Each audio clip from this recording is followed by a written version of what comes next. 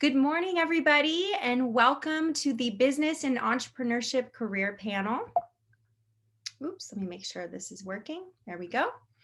All right, so plan for today is first a warm welcome for all of you. I'm Dr. Jennifer Winward. I'm the founder and CEO of Winward Academy, and it is my absolute pleasure to be with you all today and to welcome our esteemed panelists. Today, we will hear from three consummate business professionals. We're actually posting a link in the chat now with a PDF that has the bios for each of our outstanding panelists. So please feel free to read more about them as they are going to be answering your questions later on. After chatting today with Mr. Morrow, Ms. Fast, and Mr. Riley, we'll welcome them all back for Q&A with questions from you, our attendees. This career panel is proudly presented by the Carol Kimmelman Athletic and Academic Campus, or CCAC. For those of you who might not be aware, CCAC is a world-class facility breaking ground in early 2021 in Carson.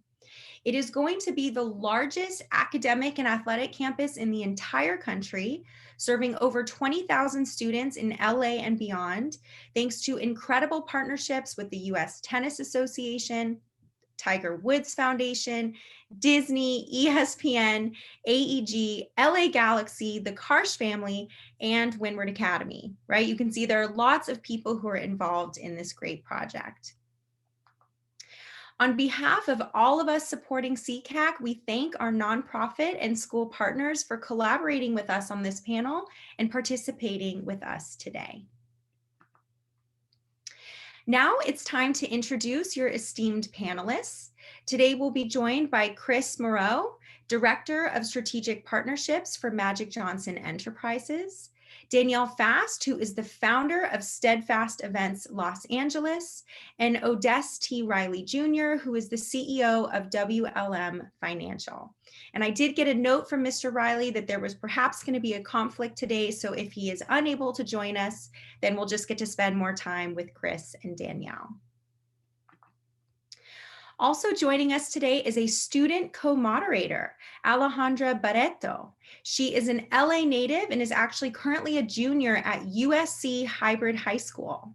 She is the co-lead of a club at her school, the CEO Business and Entrepreneurship Club, and she's actually launching her own business in just 2 weeks. So she is the perfect student co-moderator for this event. So I'd now like to welcome both Alejandra and Chris to turn on their cameras and microphones to join me, and we will go ahead and get started. Okay, good morning, Chris, and good morning, Alejandra. Thank you both again for being with us today. Good morning, and thank you for the invitation. A pleasure to be here. Absolutely. Thank you. So, Chris, I'm actually going to start with the first question. Sure. And it's actually a quote. It's inspired by a quote by Magic Johnson. The quote is, "It's not whether you can become successful, it's how many people can you help become successful." And this quote is very powerful, and I can assume that it's a big part of kind of the core of Magic Johnson Enterprises. So I would love if you could comment kind of how does that mentality inform what you do and how you design your business strategy? Awesome. And before I get started, just want to say fight on to Alejandra, I'm sorry, a Trojan in the making. But a tremendous question. And I think for us and for Mr. Johnson, the most important thing is impact, right? When we go into any deal or project, it's who is our kind of target audience or customer? Will this project or deal impact them? If so, how will it impact them, right? And so we look for projects that kind of have the biggest impact, if you will, and obviously a positive impact. I think that's probably kind of the baseline metric for gauging success, if you will. Our mission statement and that mantra that kind of guides us is to bring high quality products and services to ethnically diverse communities around the country and really around the globe. And so, for us, we're successful when we're able to do that and drive value to our customers, when we're able to create jobs and provide resources in communities, which is important to us. And then when we're able to generate profit for our partners, because if I didn't do that, I wouldn't have a job. Sure. Alejandra, did you have a question?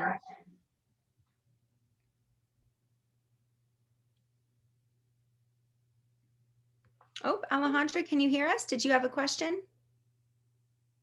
Oh yeah, it glitched for me. Sorry. Nope. So first of all, hello, Chris. My question is, what type of personality traits or skills do you look in for people when you're looking to hire for Magic Johnson? That's another great question. I think for me and for our organization, it starts with integrity. We our staff, our teammates, the people we do business with, that's big for us. People who are honest, who have strong moral values and a moral compass, and so that's first and foremost of importance. And so we look for that in people that we bring in to work with the team. Another strong work ethic, right? I mean, Mr. Johnson, I mean, from his days of being a basketball player and a world champion with the Lakers to transitioning to business and the success he's had since. I mean, he's a mover, he's a runner. And so even at 61, he's moving at a fast pace, and his anticipation is that we're ahead of him, right? And at minimum, keep up with him, but typically ahead of him. And so work ethic has to be there, long hours, but when you do what you love and you're really having, again, that positive impact on people and community, for us, it's a passion.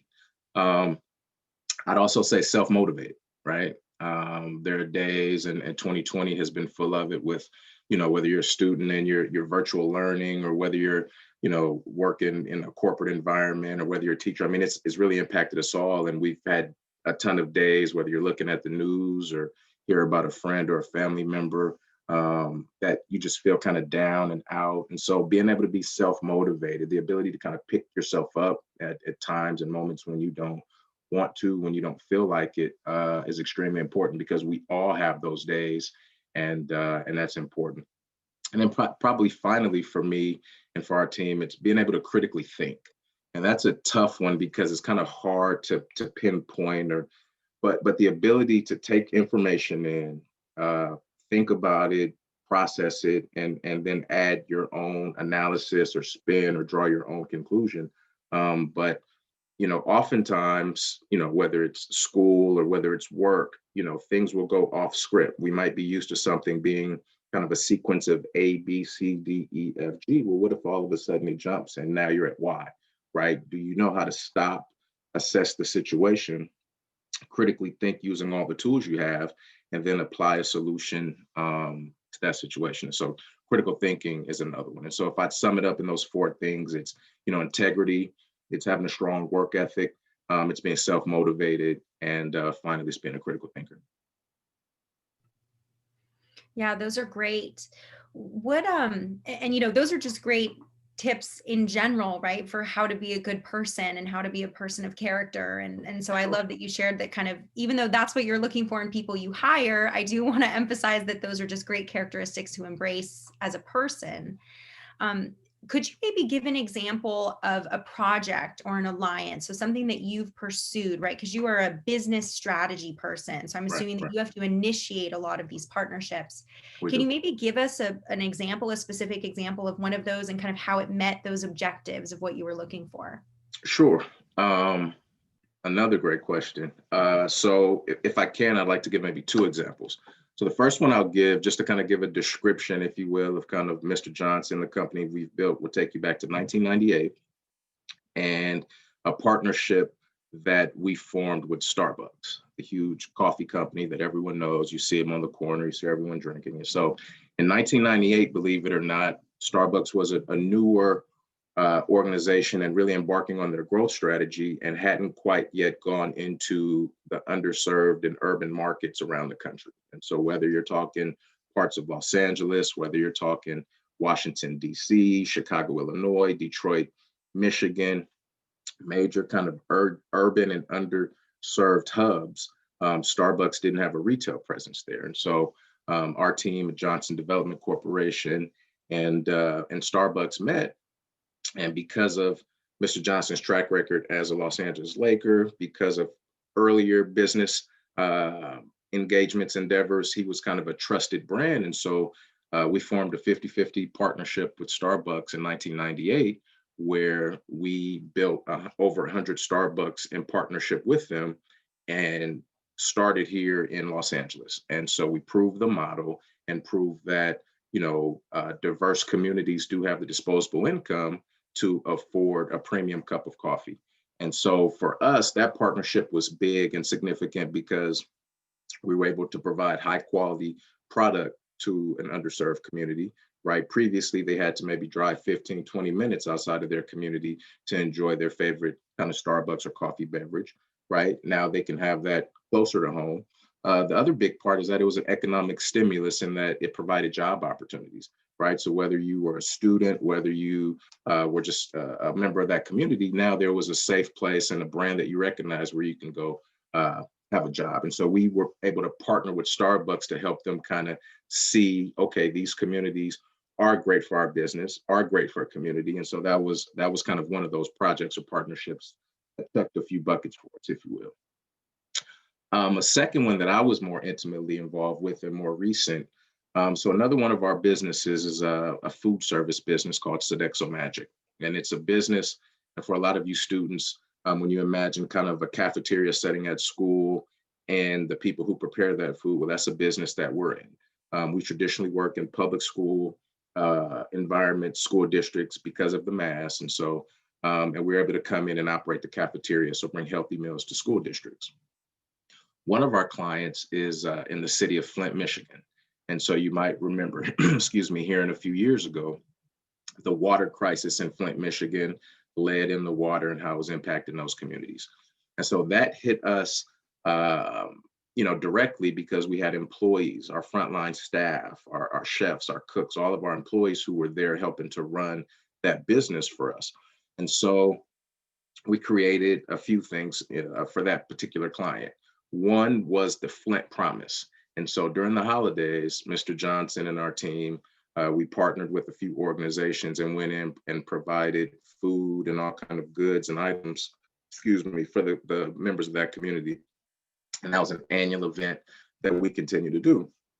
The second thing that we did, specifically around the school district, was create the Flint Promise, in where we were able to provide scholarships and raise money for not only the district, but also to support local programs. And so whether it was bringing more nurses into the school to help with, checking lead in the kids, or different things that were needed in a unique environment like that, we were able to come in and help them and be a resource and a partner.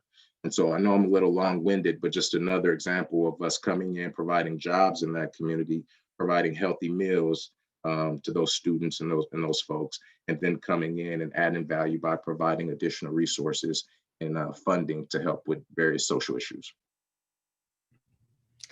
Yeah, that's fantastic. It's nice how you found a way to combine your very kind of business strategic mind with always doing good and looking for ways to improve a community and to address crises that emerge. I mean, it sounds like it's very fast paced. There's super high expectations. And I mean, that type of work environment is obviously fantastic. Yeah. I'd love to ask you one more question, if it's okay, just because, Sure. most of the people attending today are in high school. Sure. Excuse me. When you're interviewing an intern, or when you're interviewing somebody for a job to work with you, what are kind of some things that you really notice in the people applying that you think makes them very attractive with the mission and the goals of Magic Johnson Enterprises? For me, it kind of starts with a curiosity. And that comes in the form of questions, that comes in the form of just follow up, but kind of that innate curiosity and inquisitiveness that lets you know a person is interested, genuinely interested. I think for high school students in particular, as you prepare for college, or as you're going through this journey, it's important to not only align the great paying job or career choice, but also what you're passionate about.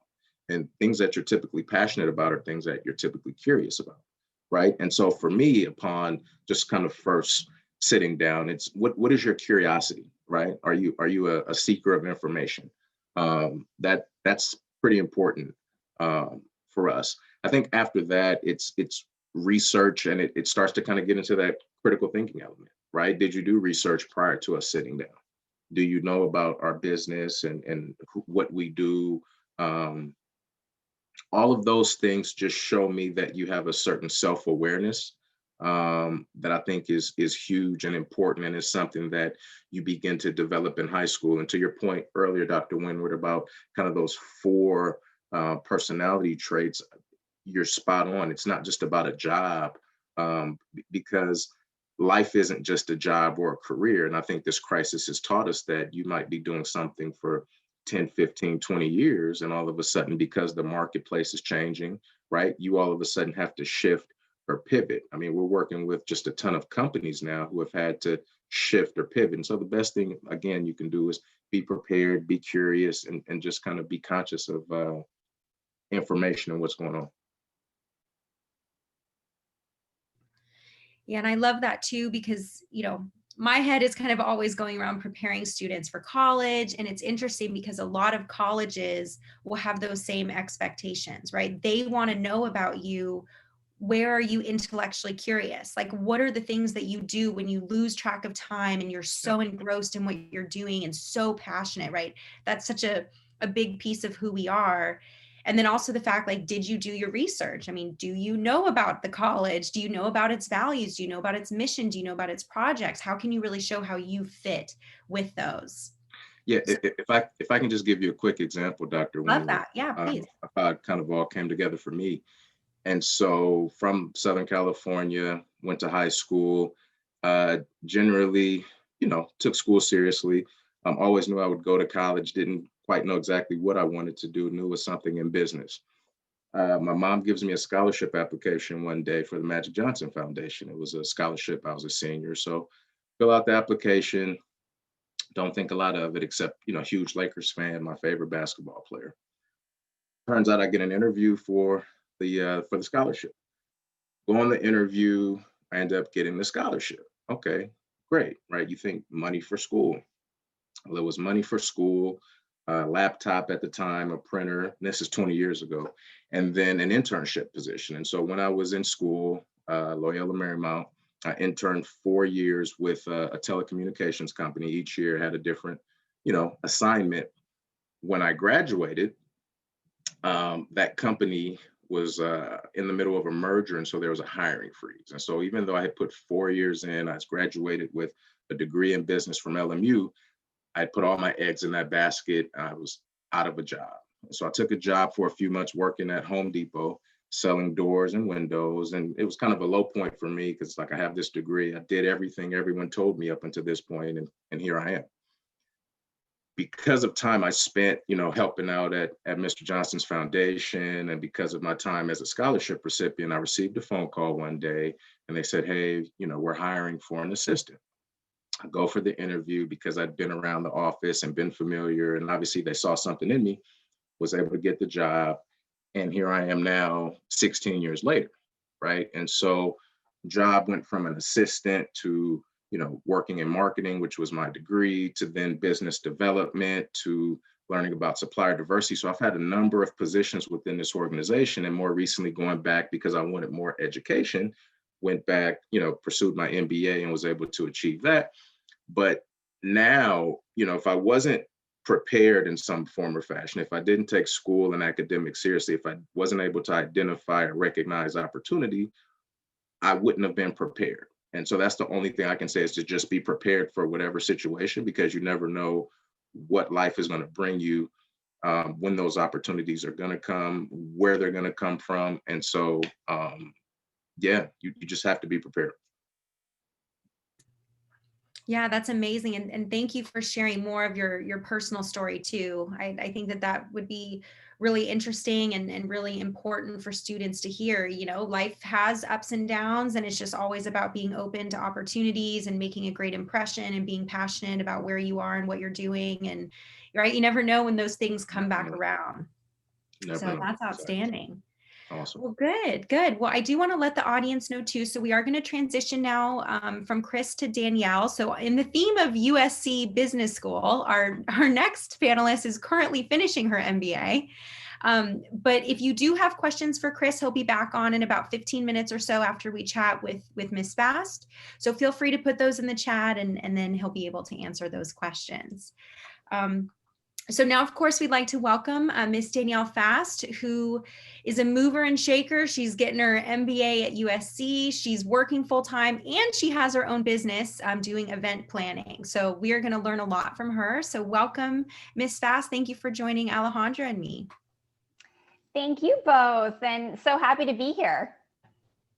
Great. And Alejandra, I know you have a question for Danielle. So do you want to get us started?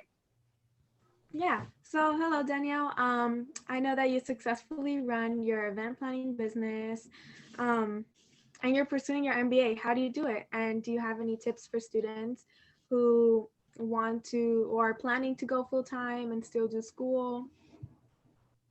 Yeah, definitely. So I would first say that, I'd like to preface, it's never too late to go back to school. I was really intimidated to get my master's degree because I took an alternative route and worked a lot of years after my undergrad. And I thought, maybe I'm too old to go back. But, really that determination and that interest of wanting to invest in myself, I decided to take the plunge and do it. And I'm so happy I did because I'm learning so much. I'm actually using my work experience that I had after undergrad to really make me stand out amongst my peers, and we're learning from each other. So I just want to reiterate, it's never too late to go back to school. But yeah, I think, when you're juggling school and a full-time job and, a side business, being organized is so key. Being self-motivated, because it really does take a lot of effort, to kind of wake up on the weekends, do my work and studying, and also after working, 40-hour weeks, making sure to still do my homework, study for my exams, and get ahead of all that's coming in the following week. So, kind of prioritizing, it sometimes does come at a cost. When you're kind of hustling like that, you don't always get to do the fun things that maybe your friends are able to do. But at the end of the day, I think investing in yourself is the best thing you can possibly do. So it's worth it. Thank you so much for sharing that. Now, starting a business can be really risky and exciting. What would you recommend students who are looking into becoming entrepreneurs or starting their own business? What are some lessons or some tips? Yeah, great question. So, every entrepreneur has their own story. I will say that it's very rare that you have the same path. Like some people take years to kind of get the ball rolling and get their, be able to go on. And some people hit the ground running. So it really is a different kind of scenario based on the person. I will say that the first thing is when you're starting to kind of create your idea, be selective with who you share it with, especially in that beginning stage, because you're still developing, you're still working out the kinks. And the last thing you want is to have this really out of the box idea and then have someone say, oh, that won't work. And then all of a sudden your creativity and your brainstorming kind of gets put aside. So I think being selective in the beginning, when you're still developing, and finding those confidants that you can kind of tell and share your ideas with in a safe space. Because as you go along the circle, or as you go along that path and you start to really plan your business model, you're gonna have people that are gonna try to poke holes, and there'll be plenty of time to work that out. So in the beginning, really be mindful of, just have fun and think big. I think another thing would be to always remember to have fun. Mr. Morrow kind of touched on this, that when you are your own boss and your CEO or founder, you're going to be working a lot more and a lot harder than probably most. And that's a good thing because you're really passionate about it. You really find there's value and you want it to, be something that you're excited to do every day. And so make sure to have fun, take pride in your work, and keep reminding yourself, those long nights or days, or sometimes when you're being told, no, constantly remind yourself of your purpose and why you're doing it and what impact it's going to have. And I think that will really help motivate you through those days, because you're going to get no's. You're going to have people tell you it's not a good idea, or you're going to make a mistake. And it's really important to like remember to learn from those and not let that get you down. And last, I will say, I think, your reputation is everything. You get one shot to make a good first impression. And it's really important, especially when you are, head of a company or starting your own business, to be kind to people. Again, this year has taught us so much about that. And I think if you can, you could still get your point across and still have passion and be, stern with your ideas, but still be kind and deliver it in a way where people still think fondly of you, because you have one shot to really make a first impression. And if people, start thinking a certain way about you, it's really going to hinder your success moving forward. Those are great insights, Danielle. I ditto everything that you said in terms of the importance for young people to kind of hear about the challenges that you face, about having a really great trusted group of people with whom you discuss your ideas and with whom you explore your curiosity and your creativity. And just kind of one thing too that you said that I think is consistent with something Chris shared earlier is just the importance of always coming back to the impact you're making and kind of the passion that's really driving whatever it is that you're doing, because it is a lot of hard work and you do need to be really excited about it. So I love that you said that, and it kind of echoed those earlier sentiments that he shared. Mm-hmm. One question that I have for you, because you did mention when you first started, right, you had been in a career for a significant amount of time before deciding to go back to an MBA. So clearly you thought you were going to learn something new, right, that you didn't learn in all of that business experience that you'd already had. So can you maybe share more about what it's actually like being in an MBA program? What are the types of classes you're taking? What are you learning about? What is different that you kind of are learning at school versus what you did learn in the real world? So Definitely. that would be great. Yeah, thank you, Dr. Winward. So I'm doing the part-time program. So that is a 3-year program as opposed to a full-time program, which is 2 years. So there's definitely options if you are trying to pursue, your degree, to kind of, and you still want to work, you still want to be in the industry, to do both. I would say that the first year of my MBA, I learned a lot of what they call core classes. So it was accounting, communications. We did a economics class. I had studied communications in undergrad, so I had never really taken an econ class, an accounting class. All of those were very foreign to me, very intimidated by them. But they really bring you a nice well-roundedness to the business model, which is why I went to school, because I wanted to learn, on a wider scope, the impact of businesses, how businesses are having to pivot and grow, how technology is really impacting, automation, and how quickly and efficiently things are going. So it gives a really great broader scope of any business. If you want to start a new company, if you're in a big company, and that's part of the reason why I wanted to go back to school. My second year now, which I'm in, I'm able to do more electives. So it's a lot of me choosing what my interests are and taking classes that hone in on that. So right now I'm in an entrepreneurship class.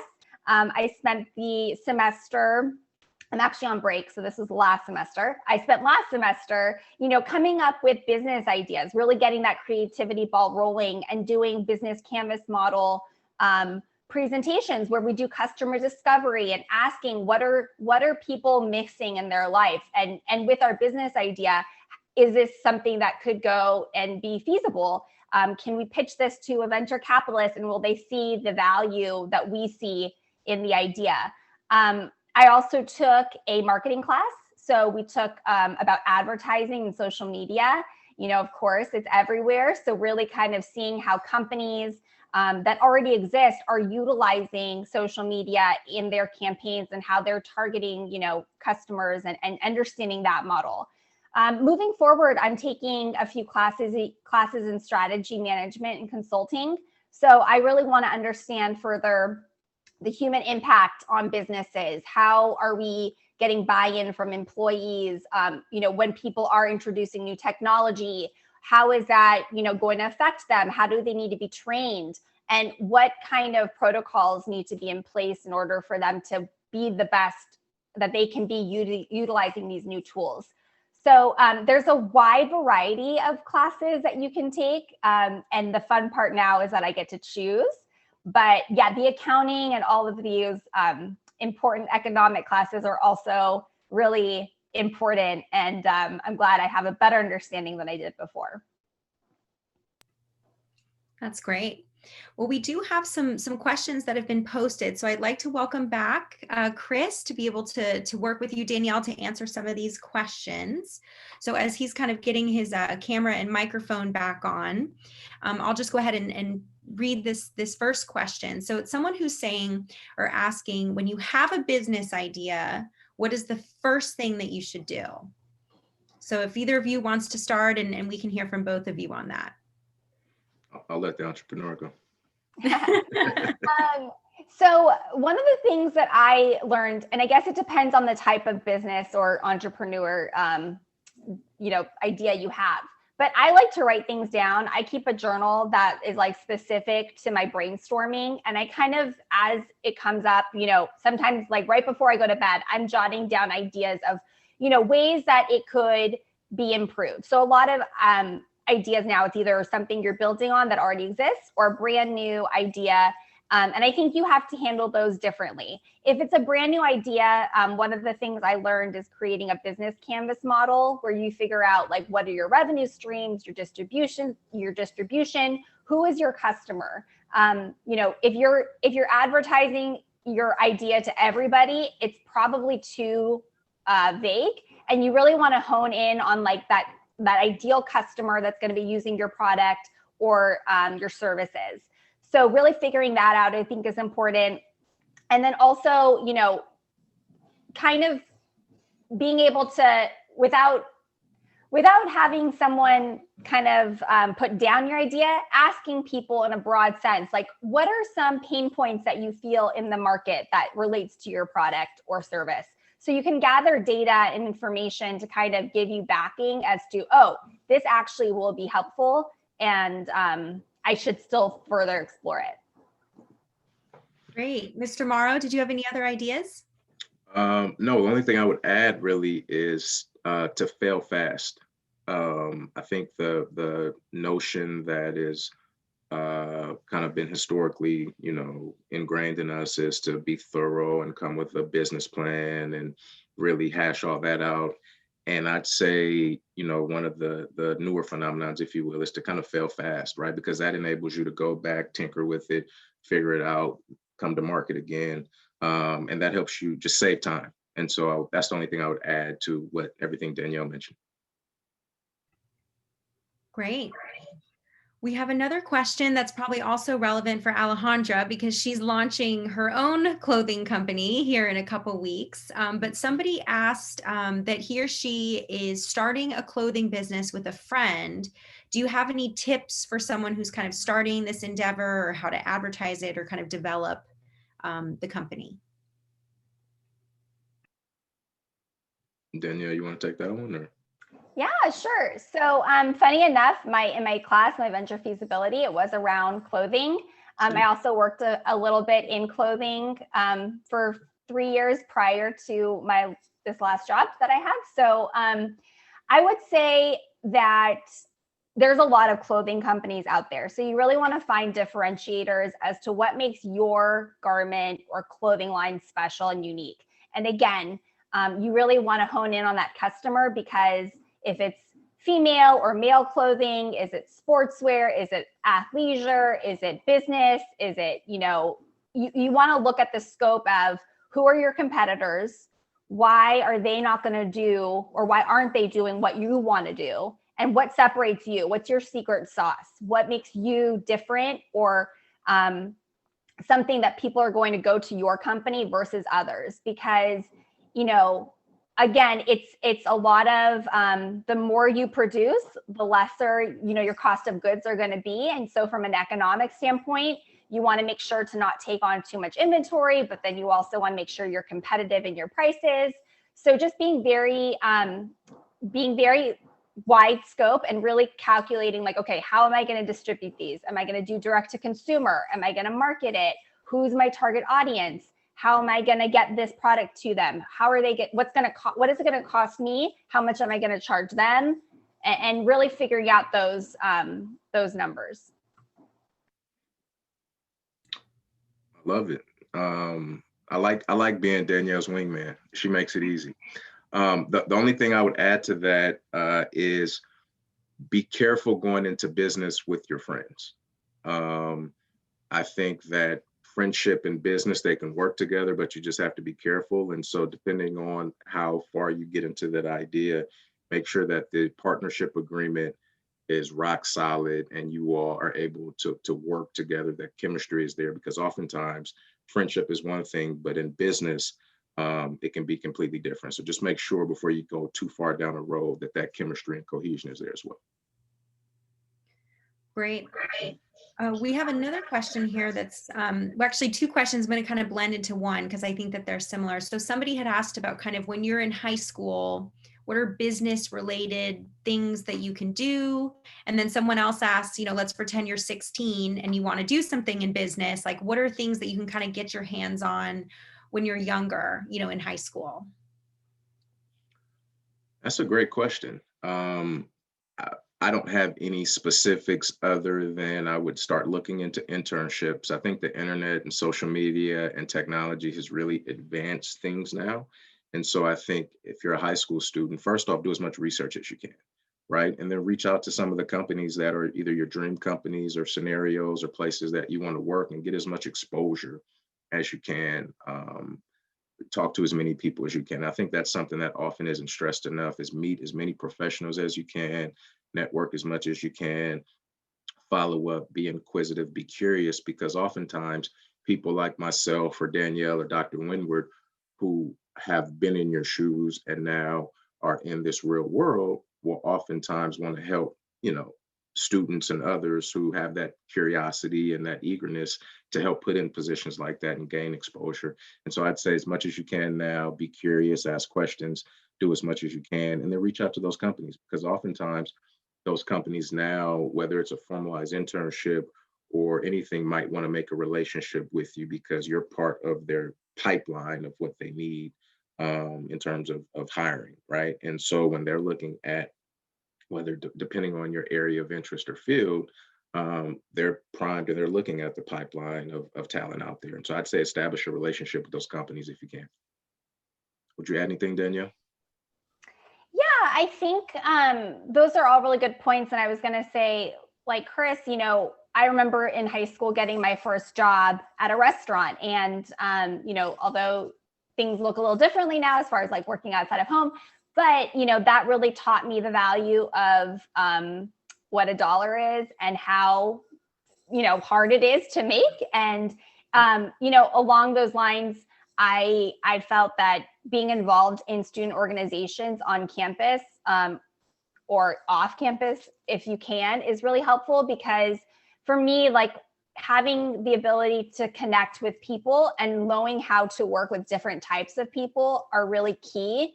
And I think those are really good values that you can now take into the business world when you are getting those internships and applying for jobs.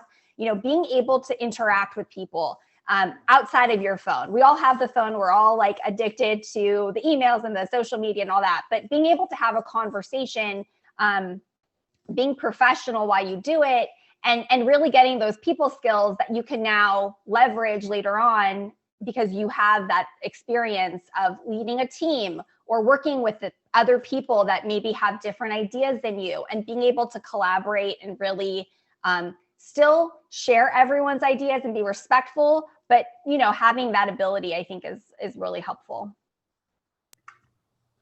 Yeah, one thing I'll add to echo on both of your sentiments is if you're in high school and you have, a little burning flame inside of you to start your own business, right? Look for talents and skills that you have and just go for it, right? I mean, do you want to start your own babysitting business? Are you really great in a subject and you could be really good at helping other people? You could try to tutor those people. ask your neighbors if they need help around the house with things, with mowing their lawn or with walking their pets or their dogs or something like that. So there are ways that you can look to create your own thing where, I mean, if I have 3 clients and I walk all their dogs, I mean, that's my own business, right? And that's exciting. And I'm going to learn a lot doing that about the relationships with different types of people, about how to honor my word when I make commitments to people. And to Danielle's point about, working in a restaurant, you gain incredible skills about working with people. And again, being reliable and building that trust that's so important when you're a part of a team.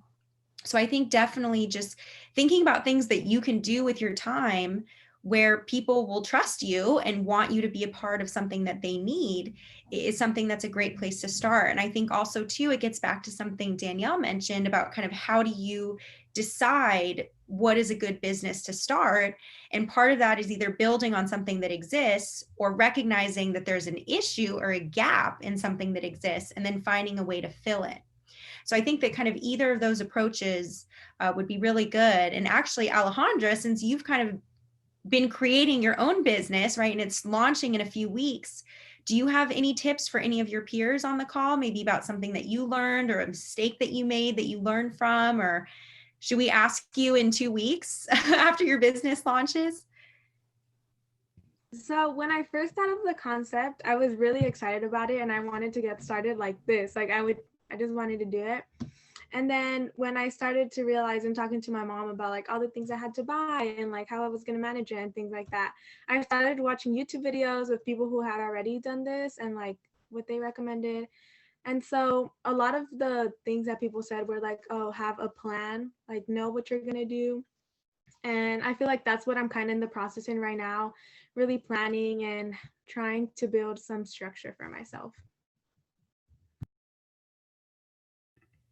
That's great. What is your business called, Alejandra? Okay, so this is the first time I actually say it out loud because I haven't told anyone like that. But it's gonna be called Alice World and it's a hoodie line. Awesome. All right. Well, we'll all have to be on the lookout for it. That's so exciting. I know, send me the link to buy when it's ready. Oh my gosh, you have your first customer. Sold. That's awesome. That's awesome.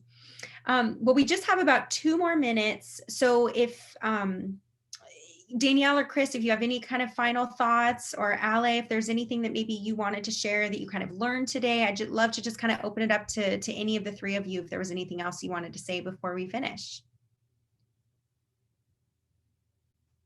And you guys are all being nice and waiting for someone else to start. I'll start. Okay. I think the one thing that potentially could keep people from trying to start their own business is the fear factor. And I think that that's a very natural, I know I feel it, even though like I still feel it, right? It's in human nature. But to really try to not let fear stop you, because I think if you're fearful of, applying to school, or if you're fearful of it not working out, it's things are not always going to work out. You are going to hear no a lot. But I think being able to overcome that fear and being able to rise past the no's and keep trying until you get those yeses, I think that's what makes people successful. The people that, aren't stopping themselves from really excelling and just keep persevering. So that would be my advice. I love it. The only thing I would add, or not even add, I guess, but I think you summed it up well, is just execution. I think everything we talked about today, I think that's the biggest gap to Danielle's point, whether it's fear holding you back, whether it's a class or a subject you don't like, whether it's the job that you don't want to get up or don't feel like on a particular day. It's just do it. And I promise that when you're persistent and when you execute, the world just has a way of aligning and working in your favor when you just do it. And that's the difference oftentimes between success and not having success. It's just execution. And things will align, people will come, resources are there, but all I can leave you with is just do it. If you're thinking about it, if it burns you, just do it, execute. So Alejandra, any final thoughts? Mr. Morrow's kind of teed you up that it's time for you to execute. So hopefully you're feeling fired up. Of course, especially with all the advice you guys just gave me. But I just wanted to thank both Danielle and Chris for taking time out of their day and coming here. I really appreciate all of the advice, especially with like starting my, I'm sorry, especially with like starting my own business. It's something that I'm really scared about, but I'm excited as well. So I just wanted to thank both of you for all of the advice and for coming to talk to all of us. No, absolutely. It was my pleasure. And Dr. Winward, please make sure that Alejandra and I get connected in case she needs anything on the business. Same, yeah. Awesome. Absolutely, I will. Thank you all so much. Have a wonderful rest of your Friday. And for those of you on the call interested in fashion, it seemed like there were a lot of questions about clothing and fashion. Our panel that starts at 11 is focused on fashion, and actually 2 of the people have created and launched their own fashion lines. So if you have more questions about fashion, feel free to join us on our 11 o'clock call. Thanks again, everyone. Really appreciate all of your time. Thank you. Thank you.